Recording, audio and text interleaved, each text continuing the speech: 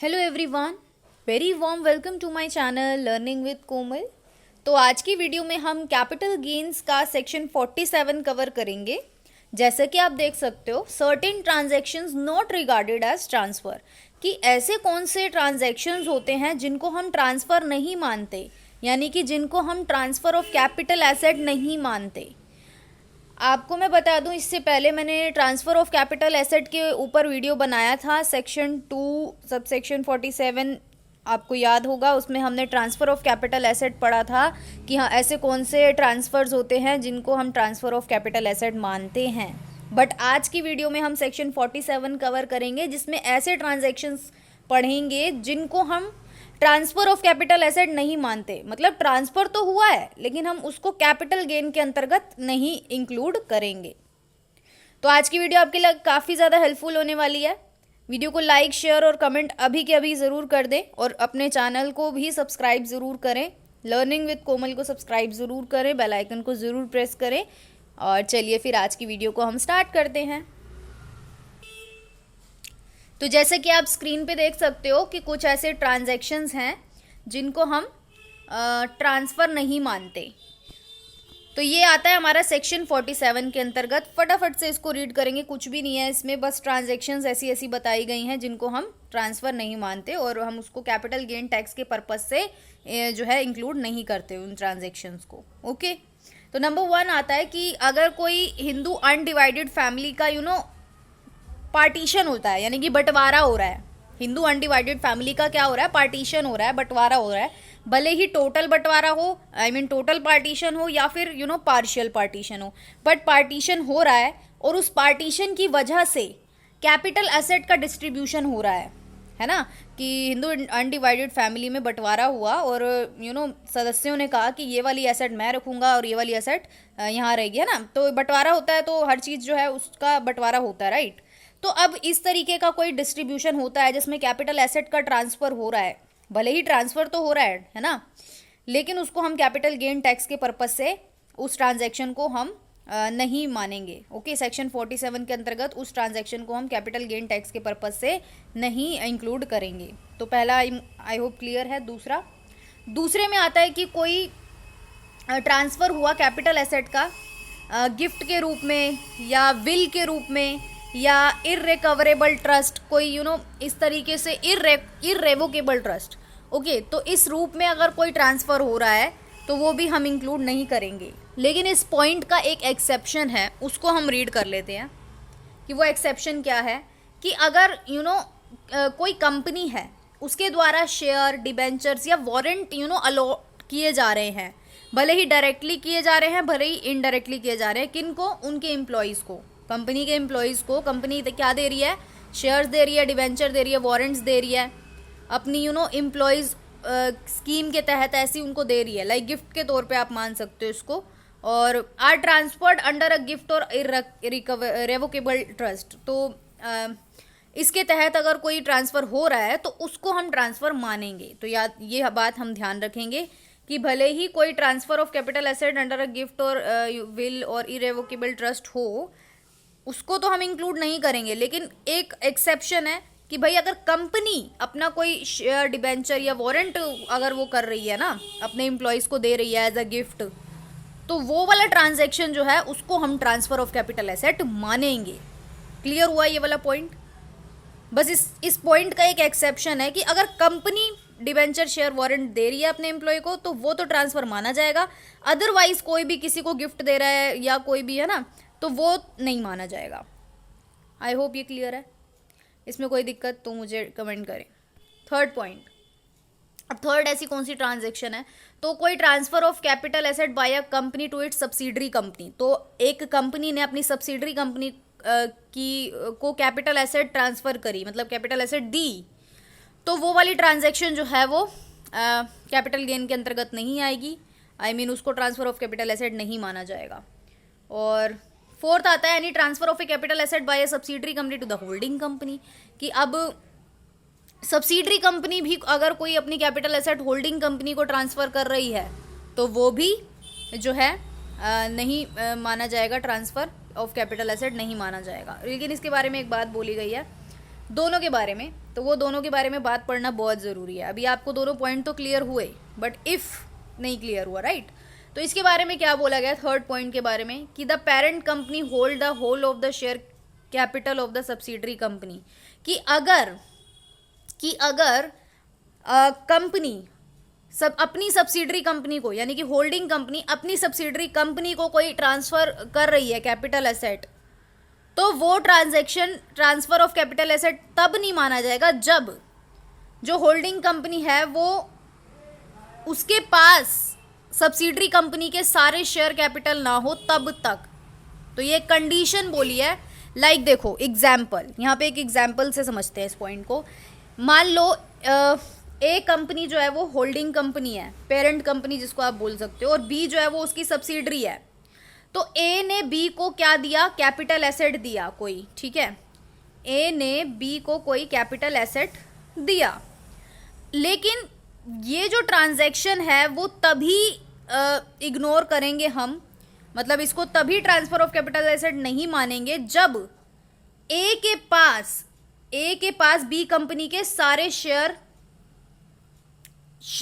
Capital होनी जरूरी है, ठीक है, तभी उस ट्रांसफर को हम ट्रांसफर ऑफ कैपिटल एसेट नहीं मानेंगे। मान लो कि ए कंपनी के पास, जो होल्डिंग कंपनी है, उसके पास बी कंपनी के सिर्फ कुछ ही शेयर कैपिटल है, ठीक है, कुछ ही शेयर कैपिटल है, पूरी नहीं है बी कंपनी की, फिर भी वो होल्डिंग तो कहलाएगी। भले ही बी कंपनी के कुछ शेयर कैपिटल उसके पास है, होल्डिंग तो वो फिर भी कहलाएगी। लेकिन इस कंडीशन में अगर ए कंपनी बी को कुछ कैपिटल एसेट ट्रांसफर करती है तो वो ट्रांसफर ऑफ कैपिटल एसेट माना जाएगा, ओके। और इसी तरीके से अगर ए कंपनी के पास बी कंपनी के सारे शेयर कैपिटल है, ए कंपनी के पास बी कंपनी की सारी शेयर कैपिटल है, और फिर इस कंडीशन में अगर ए कंपनी बी कंपनी को कोई कैपिटल एसेट ट्रांसफर करती है तो वो वाली ट्रांजैक्शन जो है वो ट्रांसफर ऑफ कैपिटल एसेट नहीं कहलाएगी सेक्शन 47 के अंतर्गत। आप इसको एक बार रीड करना आराम से, आपको बिल्कुल क्लियर हो जाएगा ये पॉइंट। और दूसरा क्या बोला गया है, कंडीशन की सब्सिडरी कंपनी जो है वो इंडियन कंपनी भी होनी चाहिए। तो ये दो कंडीशन बोली गई हैं, अगर इन दो कंडीशन को सेटिस्फाई, मतलब ये दो कंडीशन अगर सेटिस्फाई होती हैं तो कोई भी ट्रांसफर होता है कैपिटल एसेट का वो सेक्शन 47 के अंतर्गत आएगा, यानी कि उसको हम ट्रांसफर ऑफ कैपिटल एसेट नहीं मानेंगे। तो ये दो कंडीशन का पूरा होना जरूरी है। अगर ये दो कंडीशन पूरी नहीं है तो वो ट्रांसफर ऑफ कैपिटल एसेट माना जाएगा। अगर ये दो कंडीशन पूरी हो रही हैं और कोई कैपिटल एसेट ट्रांसफर करी जा रही है किस सब्सिडरी कंपनी को, तो वो जो है नहीं माना जाएगा। आगे चौथा पॉइंट भी कुछ इसी तरीके से है, बस जस्ट उल्टा कर दिया गया उस चीज को, मतलब इस पॉइंट का ना जस्ट उल्टा है। सब्सिडरी की जगह होल्डिंग कर दिया गया और कुछ भी नहीं है कि अगर सब्सिडरी होल्डिंग को कुछ दे रही है तो कैपिटल एसेट, और the whole of share capital of the subsidiary company is held by the holding, मतलब जस्ट उल्टा पॉइंट है। आप इसको रीड करना, बहुत जस्ट अपोजिट पॉइंट है इसका। बस क्या कर दिया गया यहाँ पे, सब्सिडरी की जगह होल्डिंग कर दिया गया, होल्डिंग की जगह सब्सिडरी कर दिया गया, बाकी पॉइंट बिल्कुल सेम है। आगे आ जाता है फिफ्थ हमारा ट्रांसफर, कि एनी ट्रांसफर, कोई ट्रांसफर हुआ अमेलगमेशन की स्कीम के तहत, capital asset by amalgamating company to amalgamated company, मतलब अमेलगमेटिंग कंपनी जो है कि कोई ट्रांसफर हो रहा है अमेलगमेटिंग कंपनी और अमेलगमेटेड कंपनी के बीच में, तो उस ट्रांसफर को हम सेक्शन 47 के अंतर्गत जो है ट्रांसफर ऑफ कैपिटल एसेट नहीं मानेंगे। और इसकी भी एक कंडीशन है कि वो जो अमेलगमेटेड कंपनी है ना वो इंडियन कंपनी होनी चाहिए, ठीक है। ये बिल्कुल आसान सा पॉइंट था कि अमेलगमेटेड और अमेलगमेटिंग कंपनी के बीच में अगर कोई ट्रांसफर होता है कैपिटल एसेट का, और अगर अमेलगमेटेड कंपनी इंडियन कंपनी है, तो ये ट्रांसफर ऑफ कैपिटल एसेट नहीं माना जाएगा, इसको हम कैपिटल गेन पर्पस के अंतर्गत नहीं मानेंगे। तो ये हमारा सेक्शन 47 के अंतर्गत आता है। आई होप ये क्लियर है। Next point, any transfer in a scheme of amalgamation of a banking company with a banking institution, sanctioned and brought into force by the central government of a capital asset by the banking company to the banking institution. अब इसका क्या मतलब है कि कोई transfer हो रहा है in a scheme of amalgamation of a banking company, मतलब बैंकिंग कंपनी के अमेलगमेशन की स्कीम के तहत कोई ट्रांसफ़र हुआ किसी कैपिटल एसेट का, किसके साथ हुआ? बैंकिंग इंस्टीट्यूशंस के साथ हुआ, और brought into force by the central government of a capital asset by the banking company to the banking institution, यानी कि बैंकिंग कंपनी ने जो है कैपिटल एसेट दी बैंकिंग इंस्टीट्यूशन को, ठीक है। तो इस तरीके का ट्रांसफ़र भी जो है कैपिटल मतलब ट्रांसफ़र ऑफ कैपिटल एसेट नहीं कहलाएगा, मतलब इसको हम ट्रांसफ़र ऑफ कैपिटल एसेट नहीं मानेंगे। तो ये हमारा सेक्शन 47 के अंतर्गत आता है। उसके बाद any transfer bye a share holder, share holder ने कोई ट्रांसफ़र किया है अमेलगमेशन की स्कीम के तहत कैपिटल एसेट का, चाहे अब आप जानते हो शेयर्स भी हमारी कैपिटल एसेट्स होती है, राइट। तो अगर शेयर्स का ट्रांसफ़र किया है किसी शेयर होल्डर ने अमेलगमेटिंग कंपनी के तहत, तो if a transfer is made in consideration of allotment to him to any shares और share in the amalgamated company except where the share holder is amalgamated company and, तो यहाँ पे ना एक कंडीशन बोली गई है, दिख रहा है ना, इफ़ लिखा हुआ है। इफ़ का मतलब एक कंडीशन है, दो कंडीशन है एक्चुअली, कि अगर ना कोई शेयर होल्डर अपने शेयर्स का ट्रांसफ़र कर रहा है अमालगमेशन के तहत कर रहा है, लाइक, ठीक है, और उसके पास वो शेयर्स हैं, राइट, किस में कर रहा है? अमालगमेटिंग कंपनी में कर रहा है। तो if the transfer is made, ये जो ट्रांसफ़र हो रहा है ये किस वजह से हो रहा है? In consideration of the allotment to him of any shares, जो भी अलॉटमेंट के कंसिडरेशन के तौर पर हो रहा है, और शेयर इन दी अमालगमेटेड कंपनी, तो भाई उसके ना अमालगमेटेड उस शेयर होल्डर के जो शेयर्स थे वो अमालगमेटेड कंपनी के थे, बट अब वो कह रहा है कि मैं अमालगमेटिंग कंपनी, ये इसमें डिफरेंस है, अमालगमेटेड और अमालगमेटिंग में डिफरेंस है।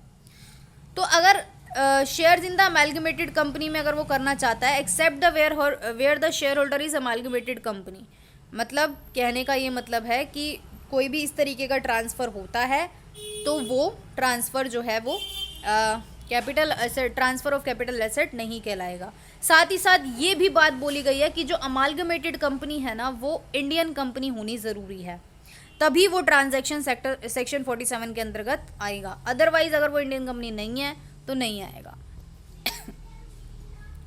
नेक्स्ट आता है कि कोई ट्रांसफ़र हुआ कैपिटल एसेट का being any work of art, कोई आर्ट वर्क है, कोई आर्कियोलॉजिकल या साइंटिफिक और आर्ट कलेक्शन है, बुक है, मैन्यूस्क्रिप्ट है, ड्राइंग, फोटोग्राफ, प्रिंट, और किसको हुआ है? टू द गवर्नमेंट को दिया है, या किसी यूनिवर्सिटी को, या किसी नेशनल म्यूज़ियम और नेशनल आर्ट गैलरी, इनको किया है कोई ट्रांसफ़र, ठीक है। उस कैपिटल एसेट को हमने लाइक हमारे पास अगर कोई ऐसी कुछ इस तरीके की चीज़ें हैं और हम उसको नेशनल म्यूज़ियम में ट्रांसफ़र करते हैं उस एसेट को,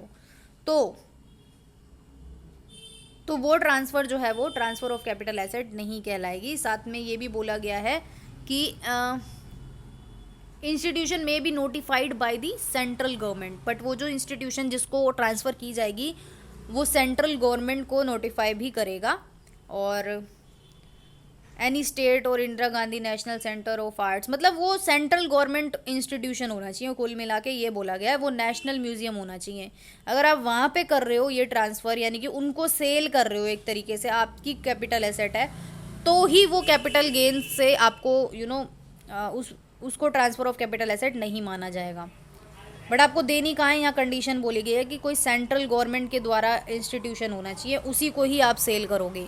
तब अगर आपने कहीं और प्राइवेट में दी, private institution, private museum like हो, तो अगर आप वहाँ सेल करते हो ना, तो वो वाली ट्रांजैक्शन तो आपकी ट्रांसफ़र ऑफ कैपिटल एसेट कहलाएगी। लेकिन अगर आप किसी सेंट्रल गवर्नमेंट द्वारा कोई नेशनल इंस्टीट्यूट है वहाँ कर रहे हो, तो वो आपका जो ट्रांसफ़र है वो ट्रांसफ़र ऑफ कैपिटल एसेट नहीं कहलाएगा, और वो आपका सेक्शन 47 के अंतर्गत आएगा। नेक्स्ट आता है any transfer by way of conversion of debenture, debenture और स्टॉक और deposit certificate in any form, कि आप डिबेंचर का कन्वर्जन कर रहे हो, आपके पास डिबेंचर है उसको आप कन्वर्ट कर रहे हो, शेयर्स में कर रहे होगे obviously, of A company into share और डिबेंचर ऑफ दैट कंपनी, तो वो भी ट्रांसफर जो है आपका ट्रांसफर ऑफ कैपिटल एसेट नहीं कहलाएगा।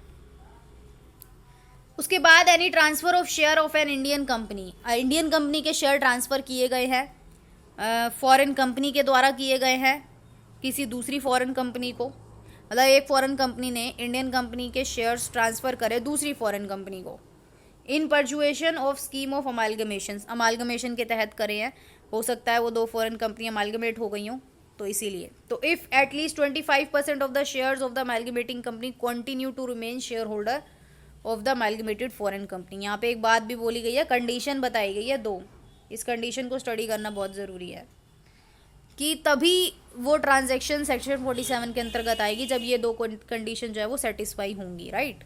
पहली कंडीशन है कि कम से कम 25% of the share holder, amalgamating company के 25% शेयर होल्डर जो है वो शेयर होल्डर रहेंगे अमालगमेटेड फॉरेन कंपनी के। तो दूसरा, और वो जो ट्रांजैक्शन है does not attract tax on capital gain in the country, मतलब उस ट्रांसफ़र की वजह से कैपिटल गेन्स नहीं, टैक्स नहीं लगना चाहिए, और इन विच द अमालगमेटेड कंपनीज इनकॉर्पोरेटेड, मतलब जहाँ पे उस अमालगमेटिंग कंपनी का इनकॉर्पोरेशन है, जहाँ पे वो रजिस्टर्ड है, उस कंट्री में टैक्स नहीं लगना चाहिए। तो ये दो कंडीशन जब सेटिस्फाई होंगी और फिर अगर कोई ट्रांजैक्शन होता है तो हमारा सेक्शन 47 के अंतर्गत आएगा, यानी कि उस ट्रांजैक्शन को हम ट्रांसफ़र ऑफ कैपिटल एसेट नहीं मानेंगे। क्लियर हुआ ये वाला पॉइंट।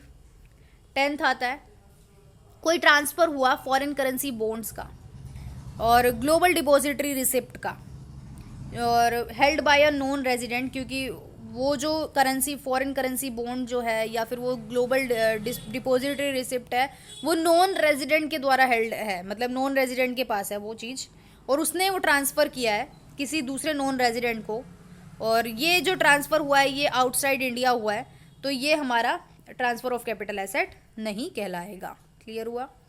फिर आता है एनी ट्रांसफ़र बिफोर 1 जनवरी 1999, कोई ट्रांसफ़र 1 जनवरी 1999 से पहले का है एक पर्सन के द्वारा, वो कंपनी नहीं है, एक पर्सन है, right, of membership of a recognized stock exchange, मतलब स्टॉक एक्सचेंज की उसको एक अगर उसके पास मेंबरशिप थी और उसने वो ट्रांसफ़र करी है to a company in exchange of shares allotted, और वो जो ट्रांसफ़र उसने करा है वो किसी कंपनी को करा है और किस बदले में किया है कि भाई उसको उस कंपनी के क्या चाहिए थे, शेयर्स चाहिए थे, एक्सचेंज ऑफ शेयर्स।